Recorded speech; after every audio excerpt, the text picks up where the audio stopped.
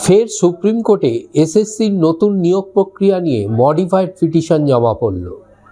আবেদনকারী পশ্চিমবঙ্গ মধ্যশিক্ষা বোর্ড। তাদের দাবি যে সুপ্রিম কোর্টের নির্দেশে যে নিয়োগ প্রক্রিয়া শুরু হয়েছে তার সময়সীমা বৃদ্ধি করা হোক।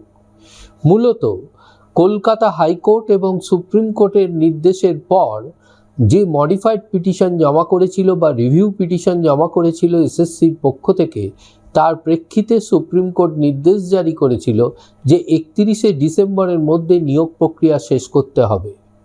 পাশাপাশি সেই রিভিউ পিটিশনে দাবি ছিল যে সমস্ত অযোগ্য প্রার্থীরা, শিক্ষকরা তারা চাকরিহারা হয়েছেন, বিদ্যালয়গুলি পঠন পাঠন সঠিকভাবে পরিচালনা করার ক্ষেত্রে তাদেরকে আপাতত সেই কর্মে নিয়োগ করা হোক। তার প্রেক্ষিতেই সুপ্রিম কোর্ট নির্দেশ দিয়েছিল যে নবম, দশম, একাদশ, দ্বাদশ শ্রেণী এই চারটি ক্ষেত্রে সে অযোগ্য শিক্ষকরা তারা 31শে ডিসেম্বর পর্যন্ত কর্মরত থাকতে পারবেন। তার মধ্যে নিয়োগ প্রক্রিয়া শেষ হয়ে গেলে নতুনভাবে নিয়োগ শুরু হবে এবং সে নতুন শিক্ষকরা সেই বিদ্যালয়গুলিতে যোগদান করবেন।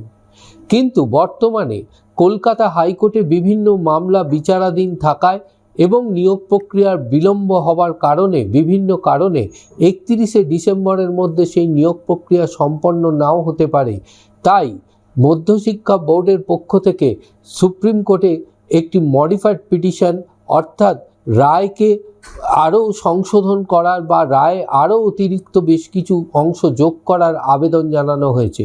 সেই আবেদনে পরিষ্কারভাবে উল্লেখ করা হয়েছে যে নিয়োগ প্রক্রিয়ার ক্ষেত্রে যে সময়সীমা বেঁধে দিয়েছিল সুপ্রিম কোর্ট, তা আরও সেই সময়সীমা বৃদ্ধি করা হোক।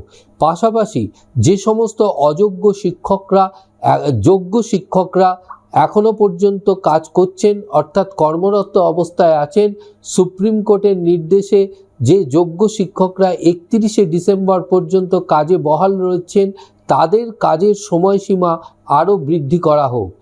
সেখানে পরিষ্কারভাবে উল্লেখ করা হয়েছে এই নিয়োগ প্রক্রিয়া চলাকালীন, অর্থাৎ শেষ না হওয়া পর্যন্ত যোগ্য শিক্ষকরা যাতে কর্মরত থাকে সে ব্যাপারে উপযুক্ত নির্দেশিকা জারি করুক সুপ্রিম কোর্ট। এই মামলার শুনানি হবে সুপ্রিম কোর্টে।